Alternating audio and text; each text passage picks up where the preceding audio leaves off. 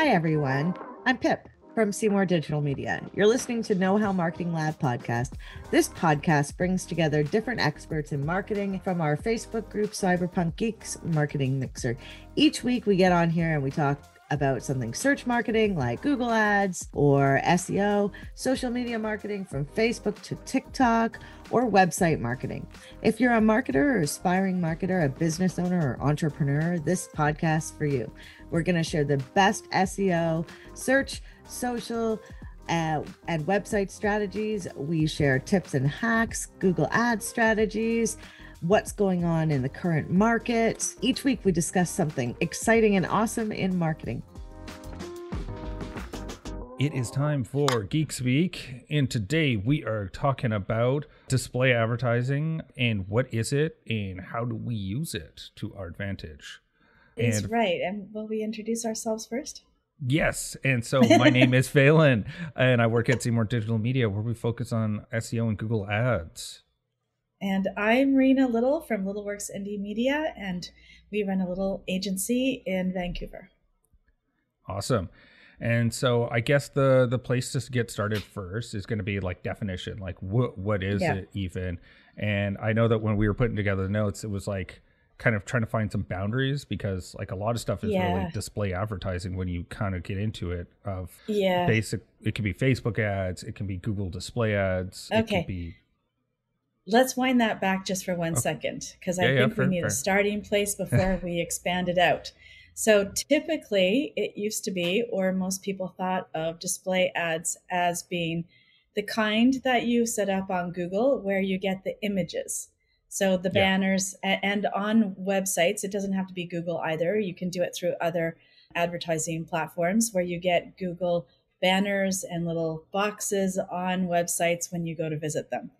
So that was what display ads started out as, mostly because most platforms like Google AdWords and Facebook and all of those social media advertising places, they didn't really support, those platforms really didn't support images very well in the olden days, right? So we really sort of think of that display ads as being a very particular thing that you either do through web platform where it goes out on websites, or Google remarketing where it goes out on websites again. But we can also start to think about display ads as being what Phelan was getting into, all sorts of ads, because really the basics are that you are served up images, and the visual content is really what display ads are, I think. And I think we did a little brief look to see how other people were thinking about that online too, and it seems like that's the basics for display ads, whether or not it's visually arresting. Well, and I think that last word is the really important one, is arresting, because it's you going about doing, whether you're scrolling a feed or you're going through a website, that is trying to catch your attention to kind of be like, hey, remember those shoes you were looking at earlier? I bet you'd like 10% off those shoes. And so there's going to be, it's that, like, the idea is like you're trying to get someone to like all of a sudden be looking at your content and then take the action to actually go through and go over to the website. Yeah, I like to call that, I don't know if this is a marketing term that I've just taken a liking to and forgotten, or if I just made it up, but interruption marketing. It's like when people are doing their own thing. So, and that works really well. The way that I would describe it on Facebook is not so much you were on the site and here's what you were looking at, more like here's a problem that you didn't know you had. So you can also use it in higher up on your funnel to warm up traffic. So it might be, here you are, this is who you are, and this is what your problem is. And you may have already noticed that you have this problem and haven't done anything about it, or you may not even have realized that you have this problem. And that is what will hopefully interrupt your scrolling enough to interest you to go and check out the website. And then you can be retargeted from there also. Two things. I don't know. I was going to segue into the next section of that, which is beyond the definition. Did you have anything else to add to the definition before I co-opt and move on? Oh, no, the only thing I was going to add was just that part of like, thinking about it in terms of where they fit into the funnel and making sure your content kind of matches that, where you're, right. And so making sure that you're finding those people at those moments in the journey where they're like showing interest. And then now you're going to do like here's, you have an opportunity to be like, here's what people are saying about my awesome business. And it's like, you might have testimonials, like you're kind of trying to match to that part of the journey, and you're having ads that match that content as well. That's right. That's super important. And that's done both through targeting the right people and then creating the right message for that person. So when coaches and marketers talk about niching down, you don't necessarily have to niche down your business, but you definitely want to niche down your marketing, how you do the marketing, so that you have one very clear avatar, and they're at this point in the buyer's journey and they have these qualities that you can target for. And then this messaging makes them take action. That's what you want to be doing when they talk about niching down. I think niching down your business is the most misunderstood and thrown about term in business completely, because it's, you don't have to just service naturopaths, for example, but you could create an entire ad campaign just for naturopaths, that kind of thing. Yeah.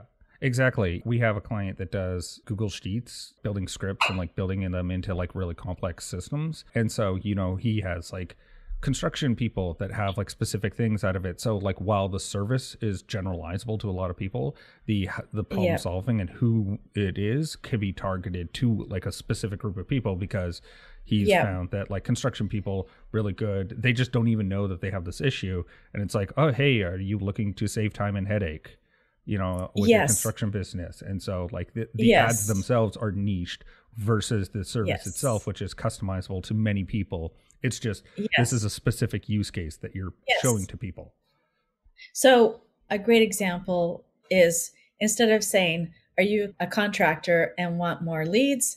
It would be, are you a contractor and would you like to be doing more renovations? So you would actually fix your messaging to appeal only to contractors and be super specific. And same with the benefits. You can do that with the benefits and the problem. But we should probably get back to display ads, because that's kind of almost like we're doing it again. Sliding out. But I think it's important for people to also kind of because we're covering how to think about it as well. Like when you're going to sit down and like, I'm going to launch a Facebook ads campaign. It's not just like you're going to sit down and like, because that's a really good way to just give money over to Meta without you getting any results. So because Meta likes it when you're quite general. In fact, I found that when I work with their people on the back end, sometimes you get those little notes that says, hey, do you want to get some feedback from a Facebook expert? And it's like, I always say, yes, please, to see what they're going to say, if they give me any extra really great tips on the campaigns that I'm running. And sometimes it happens and sometimes it doesn't. But what I find in general is that they want you to be as general as possible. Maybe because you're only running one campaign, which could be an issue. But I feel like making 100 really narrow campaigns is so much better than one really general campaign. Oh, yeah, because it's just a great way for them to fill all their ad placements that they need. Is if the more generalizable you are, the easier that it's going to be. And it's also the same for Google now as well, right? Where they've got a new campaign type where it uses display, YouTube, discovery, and Gmail ads, which were all the ad placements they were having the hardest time filling, and they just happened to make it into this new campaign type, and it gives you no insights as to what's going on. Right. And so it's definitely one where Google and Facebook are Google's looking at Facebook going, wow, you really give them like so few options on what they can control. We'd really like that as well. But and so one of the other ones, kind of getting back to what we were talking about, is what the display is like. So how are we using it? And I think you kind of touched on one of the big ones that I know we use it for, which is the retargeting. And so that's a really big one, that you tag someone with a cookie that says like they've been to the product page, but they didn't make it to the checkout page. So they did one action, but they didn't take the second action you were really hoping for. Okay. And then you can serve people ads. And so that targets down, again, because it's niche, it's going to be targeted to people who are these people who have shown interest, right? They've been there. So we know that they're interested. It's just maybe that you need to show them a logical ad of like, hey, by buying this, you're going to save 30% at a time. Most people who purchase this product, right? Like they save a bunch of time. I want to sort of tie in what things should look like. So it's not just conceptual, it actually has some grounding in it. So what Phelan is talking about when somebody goes and makes a partial purchase, which doesn't really do anything for us, or if they show some interest on your website of any kind, or if you've got a new launch, it doesn't matter if you're retargeting or not retargeting. This point is really important. What does the image need to do? And number one is, we brought up this word, and I think it's the perfect word, arresting. You need to have something that's going to jump out. So generally, if you've left something on the website, then it's going to be that thing that follows you around. So if it's a pair of shoes, if it's a red pair of shoes, if it's the pair of shoes that you were loving, that pair of shoes should be following you around for a little while. And if it's not, sometimes I got one the other day that was brilliant. I've had it 3 times, and it wasn't in an ad in particular, but it was an email. So what I had done was initiated some kind of email that served me up, save 30%. 30% is going away tomorrow. 30% is going away today. 30% is available for one more day. And the actual image was arresting. Like, this particular website does not have sales of 30% very often, only twice a year from what I can see, because I've been following them for a while. So I want to make my purchases, if I'm a budget shopper, during those 30% off times of the year. I want to stock up on my stuff, right? So that is really arresting. It gets my attention. It's like, oh, okay, I got to do this now, because I am a customer of these people, repeat customer. So that is the thing that speaks to me in my buying journey. A new buyer, what we were talking about before, is I've gone to a new site. I'm not really sure about this company. I've never bought from them before, but boy, do I love those red shoes, right? So those red shoes follow me around for a while, and maybe it'll warm me up. Maybe not on this time, but maybe they'll retarget to me 6 months later, or 3 months later, or something after Christmas. When I get my Christmas money, maybe they'll decide to target me again. And that would be a top funnel retargeting effort, or maybe that's a more of a mid funnel, actually, when I think about it, because what I do in Facebook would be top funnel, and that would be getting brand new people that don't know that you have a website with beautiful red shoes on it that I'm going to want. And so what that needs to look like is also really arresting in the news feed. It needs to pop, or on Instagram, or wherever I'm looking at it. So it might be those really great red shoes, because if you have a product, it's a lot easier if you have a real sexy image of your product. That's going to grab people's attention if they're interested in red shoes or kettles, for example. That's another thing. If they want sleek design kettles and they are design forward thinkers, then as a marketer, I would target people who like that kind of design and who might be interested in brand loyalty. Then I would target those people and focus on the sleek design of the thing. If you're a service provider, you kind of have a bit of a disadvantage because you don't really have a sexy thing to show. And one of the things that I think most people make a mistake on is they try and be descriptive, and they use stock photography. So using stock photography is not terrible. And sometimes that's what we start out with in our marketing efforts because it's accessible to us. But what you want to think about is being descriptive. Like, for example, if I put Facebook into the search engine of a stock photography site, I'm going to get up those pictures with like Facebook icons and social media icons and things like that. Do I really want to do that? Probably not. That's not going to stop anyone in their tracks, right? Yeah. But there was one really amazing campaign I saw, and I don't even remember what the service was, but they used these wacky photos that have absolutely nothing to do with the product or service or whatever they were selling. It was like they were brightly colored. They were like these wacko guys with these crazy hair. It wasn't weird or threatening or anything. It was actually just goofy is the word I would use. And those photos popped out of the newsfeed for me. And I'm like, oh, that's interesting. What the heck is that? And since they're targeting people like me, because it was an advertisement, I know that they're targeting me. It's going to be something that's relevant to me, whether I realize it at that point or not. So that photo arrested me in my scrolling, and there was a term that I saw on TikTok, thumb stopping. Thumb stopping. We want our images to be thumb stopping. And I think that's just brilliant, right? That's the best way to describe what you want to have happen. So being descriptive is not always the best thing. Showing happy people, showing the effects of your service that will have on the person, showing people that people can imagine that they are. So you might want to consider diversity in your imagery, showing photos where people can insert themselves into the scenario, into the story, into the brand story, and feel the effects and the benefits of what you're offering. Those photos are probably going to be good. Want to know more about SEO? We've got a class for that. Our mission is to educate students about the right tools, techniques, and strategies to grow their businesses using the most up-to-date search engine marketing optimization techniques and tools. Find out more at knowhowmarketinglab.com. You know, I think the opposite of what I'm talking about is, there was this big phase on Instagram where all the women mostly were doing like beautiful, gorgeous photos of lifestyle photos. And they were either in the light blue hue or they were in the light pink hue. And there was zero brand differentiation between those accounts. So I don't like, as even though I think, oh, that's pretty, I couldn't remember which is which company. I couldn't, you know what I mean? Like there was no sort of unique positioning in that imagery. It was just kind of, and it was limited to Vancouver. It was a really weird Vancouver fad or trend or whatever you want to call it that happened on Instagram.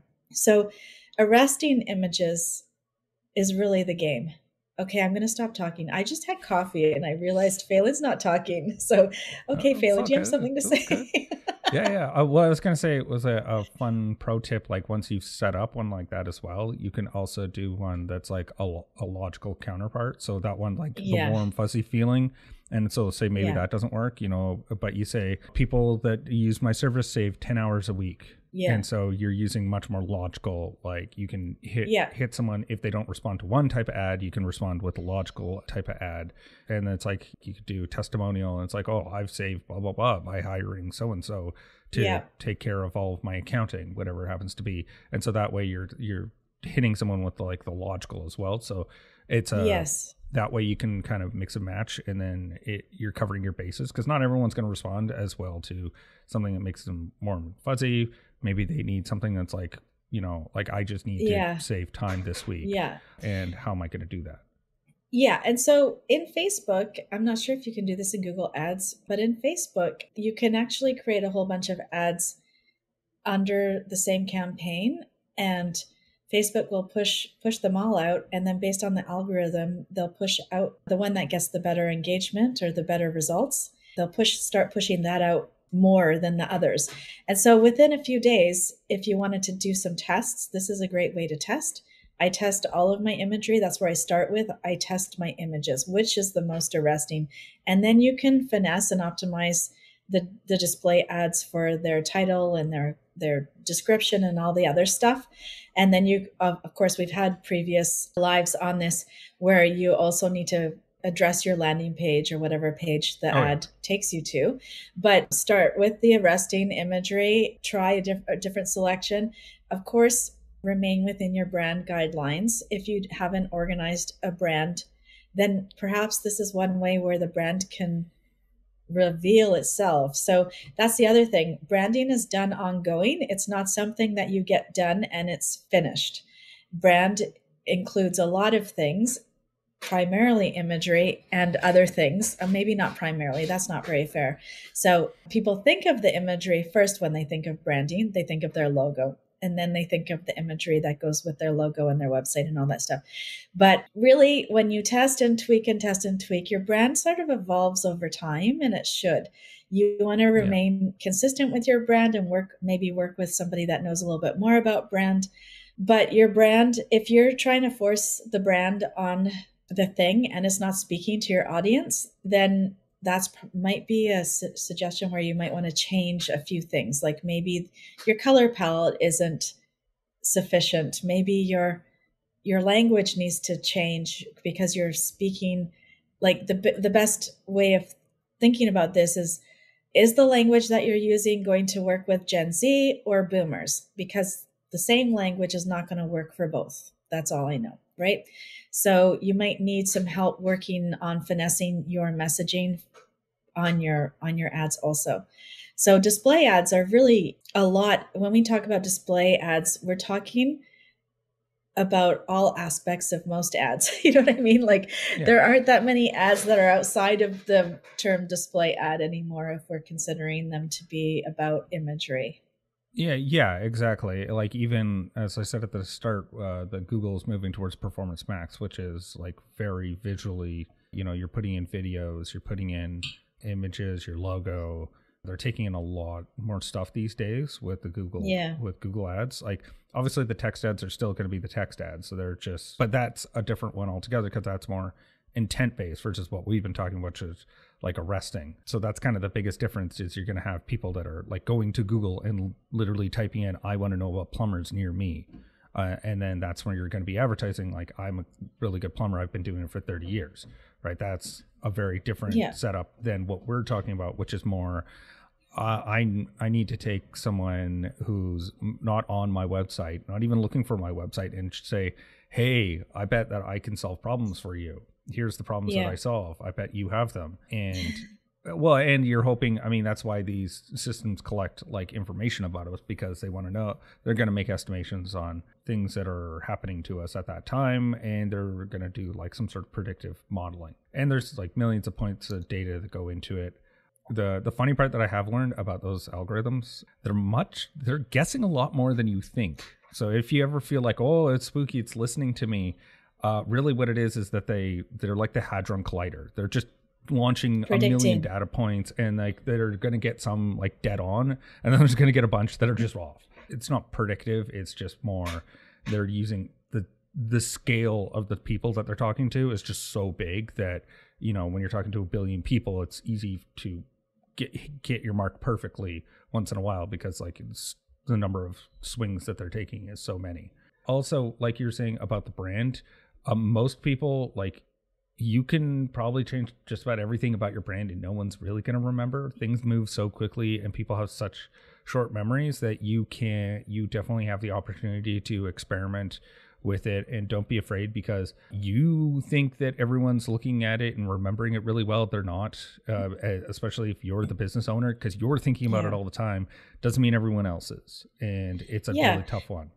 And if you scroll down on most professional like designer, I like to go to the designer Instagram accounts. If you actually scroll down, you'll see that they kind of do things in series and seasons. Yeah. So they might have like a bunch that all go nicely together and then they kind of transition out of that and create something completely else that's different. And the most important part is that there is strategy, thought, and a visual transition that actually happens that makes it really nice. So that's pretty much what I have to say about that. And people do get really uptight about their brand. It's really funny. Yeah. And it's like, oh, you're not even big enough to really be doing branding. You should be focused on lead generation.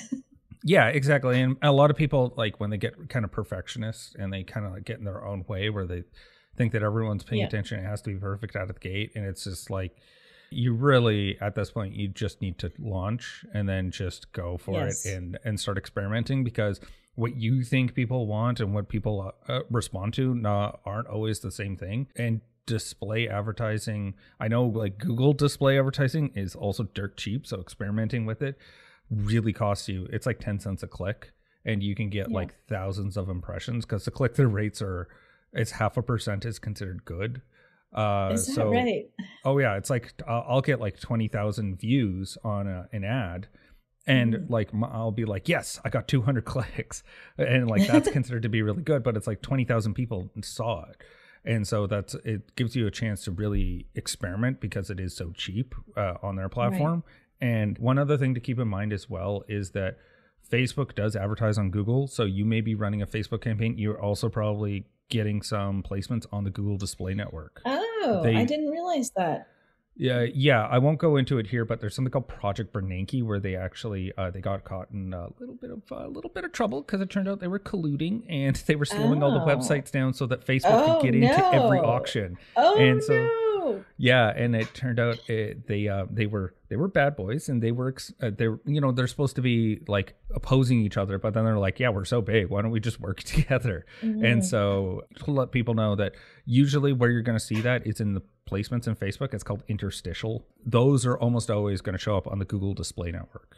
Okay, so I'm going to look at that. I'm very careful about where I place my ads because I find that there are just some places that all it does, and in my opinion, what I've seen, the most of what it does is to reduce the cost per click overall your campaign. It doesn't actually produce any clicks because and it reduces it because it's cheaper. But usually when people are clicking in games, they're playing games. So if they click in a game, usually it's a mistake. Like they've accidentally hit that button and everybody does it. I do it all the time. It's like, oh, how did that happen? And you find the X and you have to wait for it drives me mental. But anyways, so that's good to know. And I also wanted to say, if you have done some display ads, Facebook ads or retargeting ads, then pop your questions in the comments below. Let us know what you were struggling on with the most, and we'll create some topics for the new year. And if you have any topic suggestions or any challenges that you've been facing as a marketer or business owner, pop those in the comments below also, because we are trying to organize topics for next year and we want some input. We want to be valuable to you. Yeah, exactly. Yeah. It's definitely, we're going to be open to suggestions. I just had an idea. I might set up like a Google form as well. So if anyone has like any topics or anything, and just that's a good idea. Anonymously just drop off, because all we're looking for is just like, hey, I think that this would or I'm interested in this. What do you guys think? And so I'll probably create just a quick Google form just so that people can fill it out. Terrific. Because I think that would be a good one for us. I wanted to touch on something now. I remember that you had said that something about when you're doing the display ads, that it's kind of like the funnel, but it's kind of breaking down how to look at them and see what's doing well. Is like, I start off looking with, did I get impressions? Yes or no? Okay, I got impressions. Did I get clicks? Yes. Is the click-through rate, like, it's the dividing clicks by the impressions, the click-through rate, is that good? Like 2%? Yes. If it's not, I need to improve the quality of the ad, because it's obviously it's not speaking to the person. For me, yes, that's the first step. If it's not speaking to the person, that's step number one. Yeah. For me, in Facebook, we get an opportunity to optimize for landing page views. So that means that they'll only send it, if you want someone to go to a landing page, they'll only send it to people who have previously clicked links and landed on a page. And I find when I optimize for that, the numbers are better. I get better data because I don't really care about clicks in a sense. I do, because that tells me that the messaging is correct. But if I lose the clicks through the landing page views, like if there's a huge distinction between clicks and landing page views, sometimes that means that your landing page doesn't load fast enough and people move away. So that's the first clue that there's a tech issue in your funnel. So that's my biggest tip for now, is try optimizing for landing page views and see if that changes. If you're looking for clicks to something that doesn't include landing page views, I'm not even sure what that would be. I can't think of a good example. But you might, what would you click to? You could click to shop. That's a new one. I just got advertised. So there's like because they have like the checkout in Facebook and Instagram, but I forget. Oh, right. That's right. I don't have any clients that are doing that shop on Facebook anymore, but that is true. So that in that case, a click would probably be fine and probably cheaper than landing page views. But landing page views, I find the Google Analytics matches up better. So the results on the Google Analytics match much better to the Facebook insights. And if you are waiting until the end of your campaign or to check your Google Analytics numbers, that's probably not the best. I usually check the insights, check the Google Analytics, so I can see what's happening and where we're going not quite right. Anyways, for starting to We've gone way over. We've gone over. I could talk about this forever. I as well. Yeah, but definitely we're super excited to answer any questions people have. Keep an eye out for that Google form for any topic questions or ideas that you guys might have. More than happy to take feedback from you guys in the new year for these Geek Speaks. And that's all to say that my name is Phelan. And I'm Rina. And that's it for now. Okay. Join us next week. We are actually going live in Facebook group Cyberpunk Geek Speak. So if you're viewing this elsewhere, please join us there. And we go live every Thursday with some tips for you. And that's all I have to say because obviously I didn't practice. Yeah, no problem. That's it. Bye for now.